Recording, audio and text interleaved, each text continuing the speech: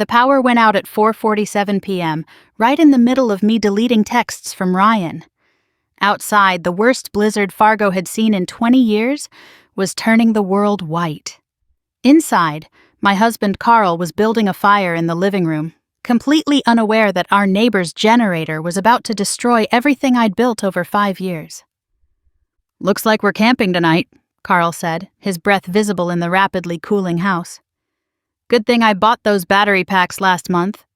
I smiled and kissed his cheek, tasting the salt from where he'd been shoveling the driveway all afternoon. Sweet, trusting Carl, still treating me like the innocent kindergarten teacher he'd married 7 years ago. Still believing every lie I fed him about parent conferences and curriculum meetings and professional development workshops. "I'll make hot chocolate," I said, heading to the kitchen. "The gas stove should still work." "That's my girl," he called after me, always thinking ahead. If only he knew how far ahead I'd been thinking. 5 years of carefully constructed alibis. 5 years of Ryan Donnelly from 2 streets over. 5 years of hotel rooms paid in cash and burner phones, and a double life that would make spy novels look amateur. The affair started innocently enough. A neighborhood barbecue where Ryan mentioned he worked from home as a day trader. His wife traveled for her pharmaceutical sales job. My teaching schedule meant summers off and early afternoons. The math was simple, the opportunity perfect, the attraction mutual, but it was more than opportunity. It was the way Ryan looked at me when Carl was flipping burgers, talking about a sale on 2x4s. Ryan's eyes said I was wasted on hardware store small talk. Said I deserved champagne, not beer from cans. Said he saw the woman underneath the kindergarten teacher smile. "You're bored," he'd said quietly while our spouses debated potato salad recipes. "I can see it in your eyes." "I'm not—" "You are. Same as me. Dying slowly in all this niceness." He was right. I was bored. Bored of Carl's predictable sweetness, his contentment with our small life. Bored of Friday fish fries and Saturday trips to Menards. Bored of being 27 and feeling 50. "Just coffee," Ryan had suggested the following week. "Sarah's in Chicago." Carl's at work, just 2 neighbors having coffee. But we both knew it wouldn't be just coffee. We went to his house. Modern, minimalist, everything Carl would call cold but pricey. Ryan's home office overlooked the street, multiple monitors displaying market charts I didn't understand. "This is what I do all day," he'd said, pouring wine despite it being 11 a.m. "Move numbers around, make money from nothing, create excitement from boredom." "Must be nice," I'd said, accepting the wine, "making your own schedule. It has its benefits." He'd moved closer. "Like right now." The first kiss tasted like expensive Pinot and bad decisions. His hands were soft, trader hands, not Carl's calloused carpenter hands.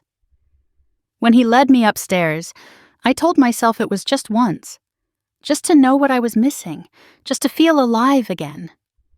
His bedroom was nothing like ours. No mismatched furniture from estate sales, no quilts made by Carl's grandmother. Everything was white and gray and looked like a magazine. Even the affair felt designer, calculated, aesthetic, removed from reality. "Tell me about him," Ryan had said afterward, running his fingers down my spine. "Does he satisfy you?" "Don't," I'd said. "Let's not talk about them." But we did talk about them. That became part of it, the comparison, the cruel dissection of our spouses' failings. Carl's lack of ambition, Sarah's obsession with her sales numbers, how they didn't understand us, didn't see us, didn't know how to want more than Fargo could offer. Just once, we'd told each other that first time, in his house while Carl was at the hardware store he managed and Ryan's wife Sarah was in Minneapolis. Just to get it out of our systems. But once became twice. Twice became weekly. Weekly became whenever we could manage it, which in a place like Fargo, where everyone worked regular hours and minded their routines, was more often than you'd think. The pattern established itself quickly. Tuesdays and Thursdays I had prep periods in the afternoon. I'd tell Carl I was staying late for tutoring, then drive to Ryan's, parking 2 blocks away like we were teenagers. He'd be waiting in designer loungewear that cost more than Carl's entire wardrobe, always with that same hungry look. 30 minutes, I'd say. I'll make them count, he'd reply. And he did. Ryan approached affairs like his trades, calculated risks for maximum reward. He kept spreadsheets of Sarah's travel schedule, set alerts for when she'd land, even had a checklist. Check for her hair on his clothes, wash the sheets, air out her perfume. The precision excited me as much as the act itself. Meanwhile, Carl would text, "Working late again? I'll keep dinner warm. Love you." Those texts were tiny daggers, but not enough to stop me. Because Ryan made me feel like the woman I'd imagined I'd become when I was 21 and full of dreams bigger than North Dakota. With Ryan, I wasn't the kindergarten teacher who sang cleanup songs. I was sophisticated, desired, worth the risk. Our meeting spots evolved. His house when Sarah traveled, the Radisson downtown when she didn't. My classroom twice, a thrill that made me sick later, thinking of my students' drawings on the walls, while Ryan pressed me against my desk. Even Carl's truck once, parked behind the abandoned Kmart, fogging windows like teenagers while my husband ran his Tuesday night woodworking class. "We're terrible people," I'd said that night, straightening my clothes. "We're alive people," Ryan had corrected. "There's a difference." Summer was easiest. Carl worked long hours during building season while I was supposedly taking professional development courses. In reality, I was in Ryan's bed most afternoons, laptop open beside us, so he could monitor trades while we invented new ways to betray our spouses. "Tell me something Carl doesn't know about you," Ryan would say during our lazy post-affair talks. I'd reveal pieces of myself I'd never shared with my husband. How I'd wanted to move to New York after college. How I sometimes drove past the airport just to watch planes leave for places I'd never go. How I resented my mother for dying before I could prove I was more than another Fargo lifer. "Carl wouldn't understand," I'd say. "Carl wouldn't care," Ryan would correct. "There's a difference." He was wrong about that. Carl would have cared, would have suggested we save for a trip to New York, would have held me while I talked about my mother. But Carl's love was soft and steady like a wool blanket. Ryan's attention was sharp and electric, like touching a live wire. I heard Carl's footsteps on the stairs, probably getting more blankets. He'd already laid out candles and flashlights like we were preparing for a romantic evening instead of a power outage. That was Carl, always seeing the bright side, always making the best of things. It's what made him so easy to deceive. My phone buzzed. Ryan, of course. "Sarah's flight got canceled. She's stuck in Denver. This storm might last days." I deleted the message immediately, then deleted the deletion from my recently deleted folder.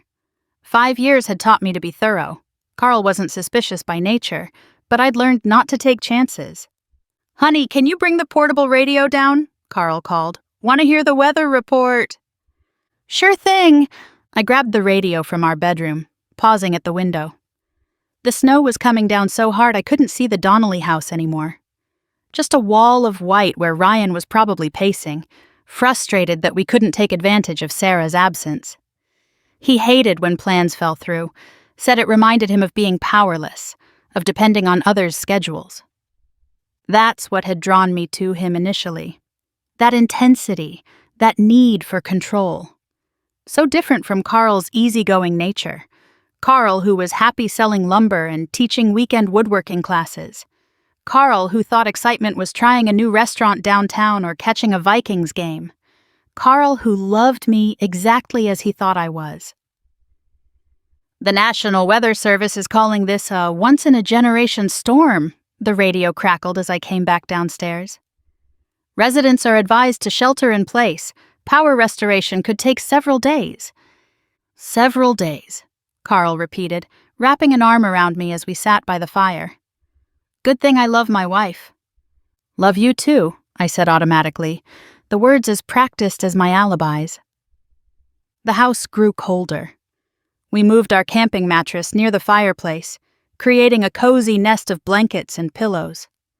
Carl had thought of everything: water bottles that wouldn't freeze, Non-perishable food, even a camping stove for the garage if needed. He'd probably been planning for something like this since the first frost because that's who he was. A planner, a preparer, a protector. Everything Ryan wasn't. Ryan was spontaneity and danger and the thrill of almost getting caught. He was afternoon delights while his home office computer kept his trading status active.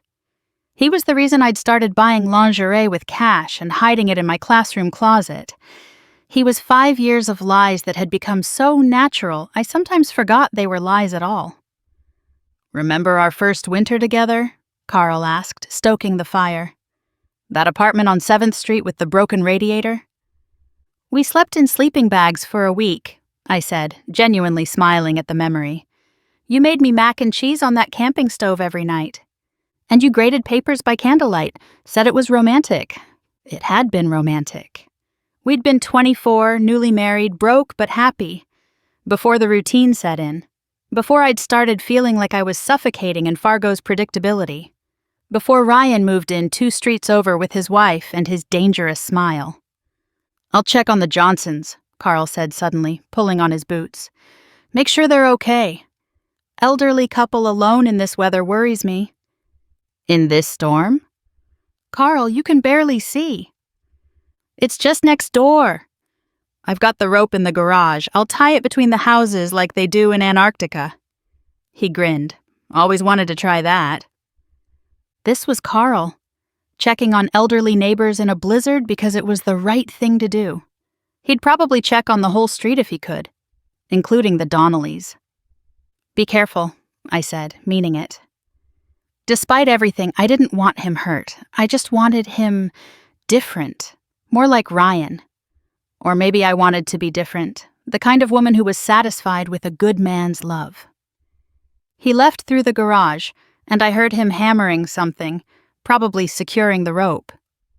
My phone buzzed again. Ryan. I can see Carl heading to the Johnsons.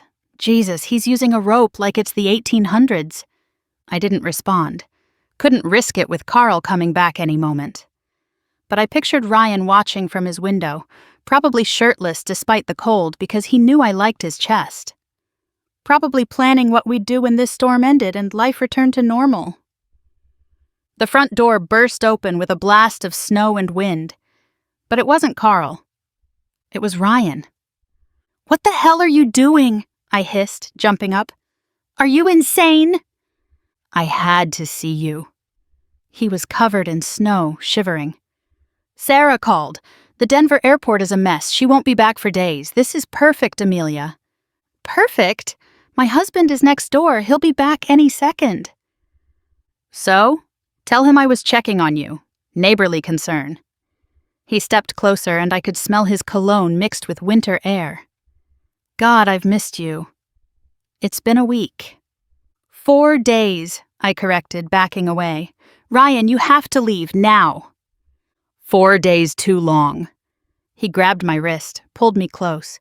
"Tell me you haven't been thinking about me. Tell me you're happy playing house with Captain Hardware Store." I should have pushed him away, should have screamed at him to leave. Instead, I let him kiss me, right there in my living room with the fire Carl built crackling behind us. That's when I heard it.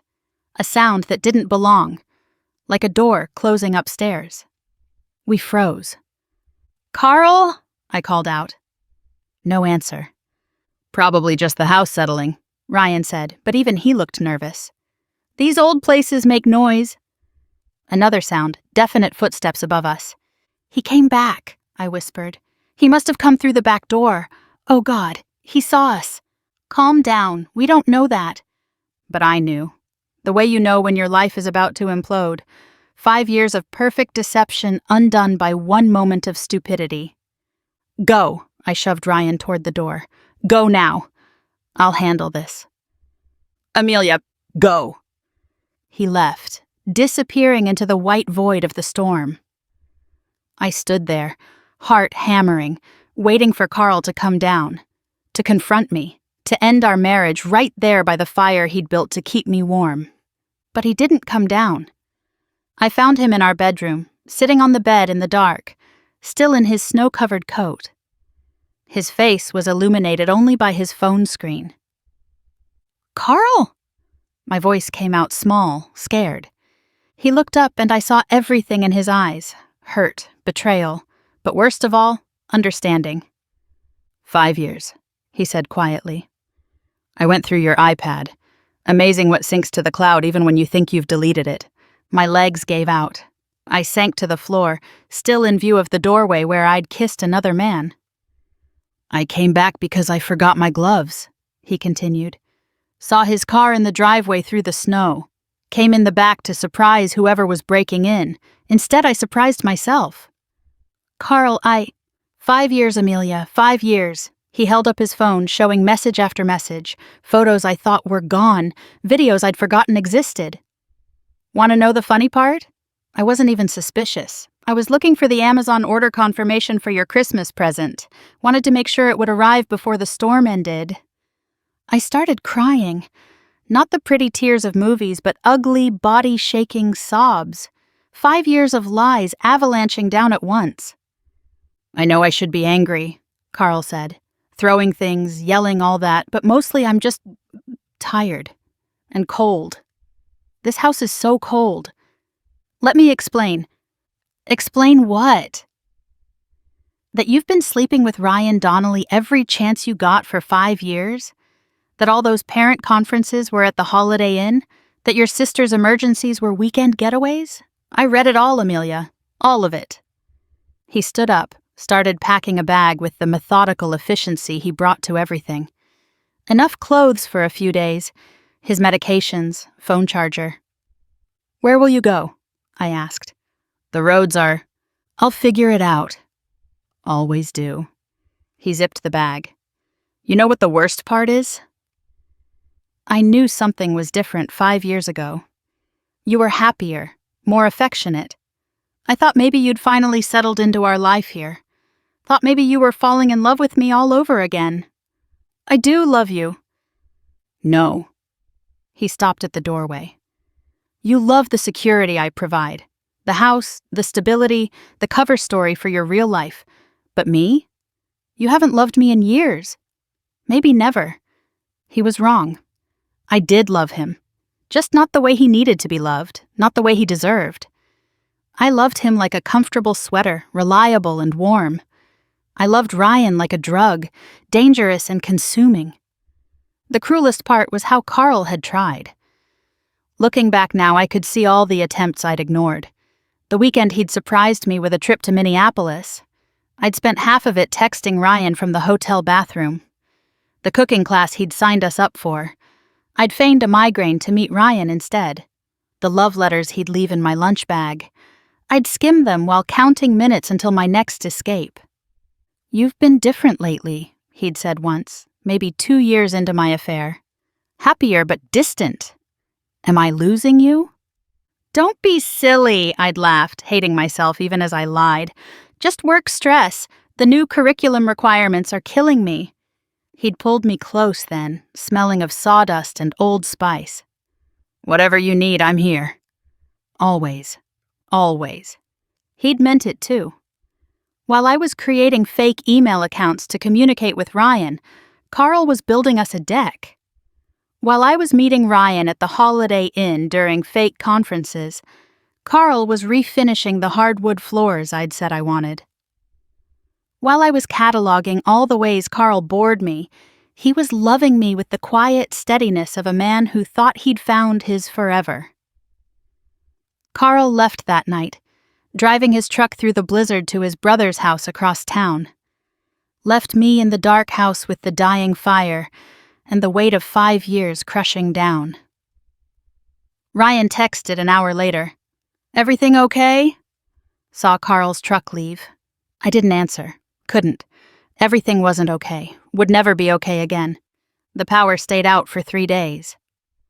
I spent them wrapped in the blankets that smelled like Carl's cologne, eating cold soup from cans, replaying every lie I'd told. Every time I'd come home to his trusting smile with another man's touch still on my skin. Every anniversary dinner where I'd promised him forever while texting Ryan under the table.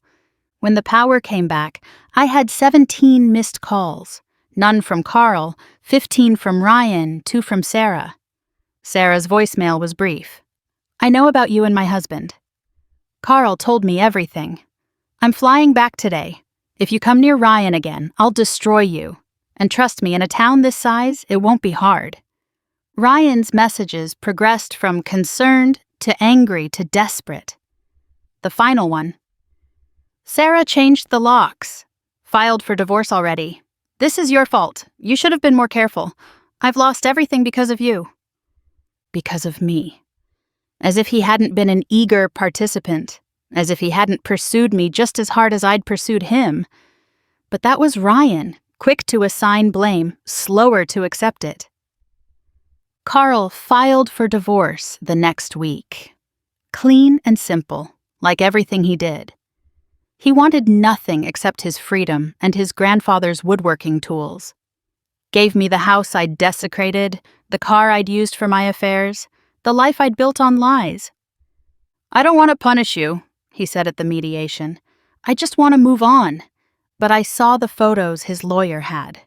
Screenshots of texts where I'd called him boring to Ryan, where I'd mocked his excitement about a new router design, where Ryan and I had laughed about Carl's idea of romance being a new Craftsman drill set for my birthday.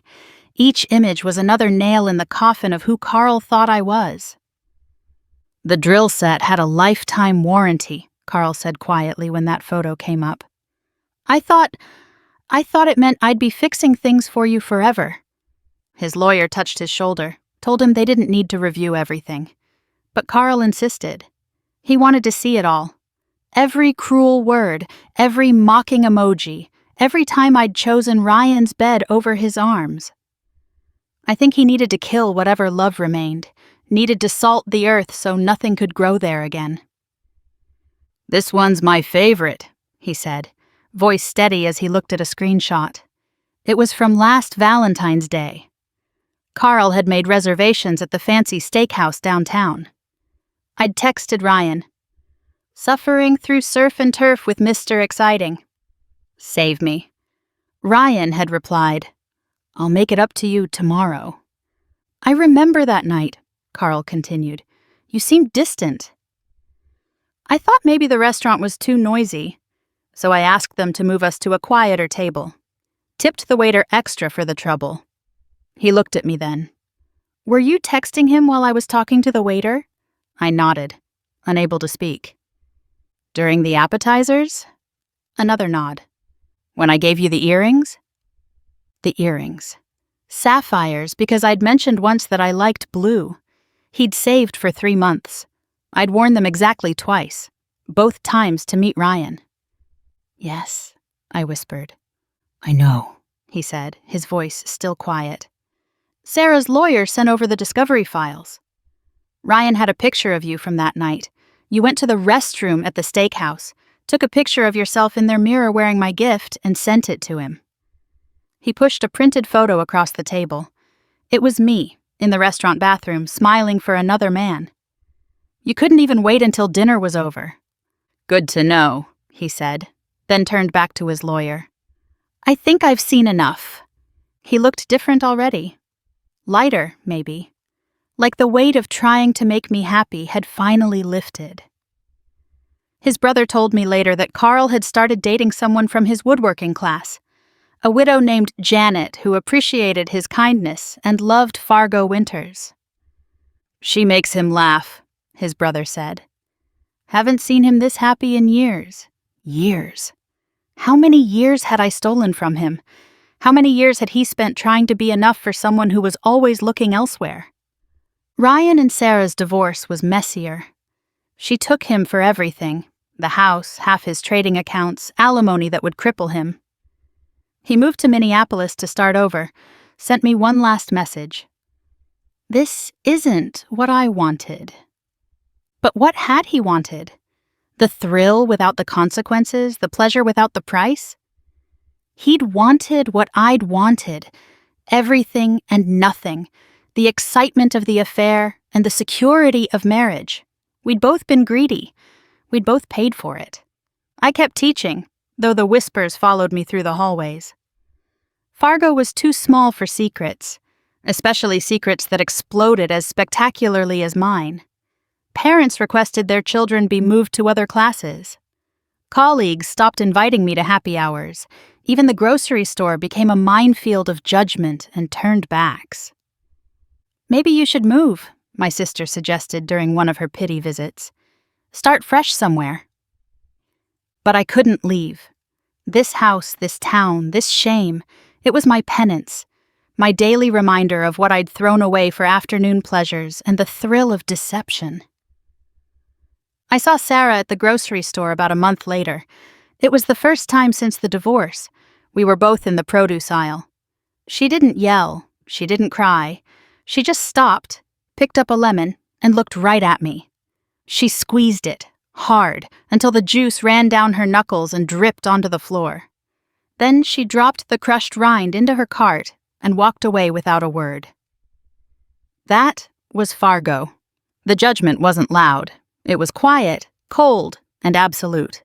Winter turned to spring. I saw Carl at the farmer's market, Janet on his arm. She was pretty in an understated way, with laugh lines and gentle eyes. The kind of woman who probably never lied about where she was going or who she was with. The kind of woman Carl deserved. He saw me too, nodded politely like you would to any acquaintance. Not like someone who'd once promised to love me forever. Not like someone whose heart I'd broken one blizzard night. "He seems happy," I said to no one in particular. And he did. Genuinely, truly happy in a way I'd never made him, because I'd been too busy chasing storms to appreciate the warmth of his steady love. Too addicted to the lightning to notice I was burning down my own house. The blizzard that had revealed my lies was called historic, made the national news. People still talk about it, about where they were when the power went out, how they survived those 3 days in the dark. I survived too, if you can call this surviving. Teaching other people's children while knowing I'll never have my own. Carl had wanted kids, but I'd always said someday, too busy with Ryan to think about babies. Living in a house full of ghost memories. Shopping at odd hours to avoid running into people who knew my story. 5 years. That's how long I'd lived a double life. 5 years of thinking I was so clever, so careful. 5 years of believing I could have everything without consequences. Now I have nothing but time to think about those 5 years. Time to wonder what Carl's doing on quiet Sunday mornings. Time to realize that Ryan's intensity was just selfishness dressed up as passion. Time to understand that some mistakes can't be undone, only lived with. They say the blizzard was a once-in-a-generation storm, the kind that changes landscapes, that leaves marks that last for years. They're right about that. It changed everything. Left marks that will last forever. But the real storm? That was me. 5 years of lies swirling like snow, beautiful and blinding, until they buried everything good in my life. And unlike the blizzard, my storm didn't end when the power came back on. It just revealed the emptiness I'd created, one selfish choice at a time.